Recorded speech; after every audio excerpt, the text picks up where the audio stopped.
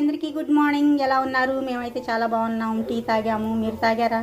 ఈరోజు మా టిఫిన్ వచ్చేసి ఏంటో తెలుసా? జొన్న పిండి, రాగి పిండి, సజ్జ పిండి, మూడు కలిపి 3 పిండ్లు అంటే అన్నీ కలిపి ఒకేసారి నేను పిండి పట్టించి ఒక డబ్బాలో అయితే పోసుకున్నాను. ఆ పిండిని ఇలా పాలకూర, ఉల్లిపాయ, పచ్చిమిరకాయ, జీలకర్ర అన్నీ వేసి ఉప్పు అన్నీ వేసి కలిపాను అనమాట. ఇలా ముద్దలాగా ఆ ముద్దని ఇలా చిన్న చిన్న అప్పాల్లాగా చేసుకొని లైట్గా నూనె వేసి ఎర్రగా కాల్చుకోవాలి. సిమ్లో పెట్టి ఇలా కాల్చుకుంటే ఇది చాలా మన హెల్త్కి చాలా చాలా మంచిది. ఈ విషయం అందరికీ తెలుసు.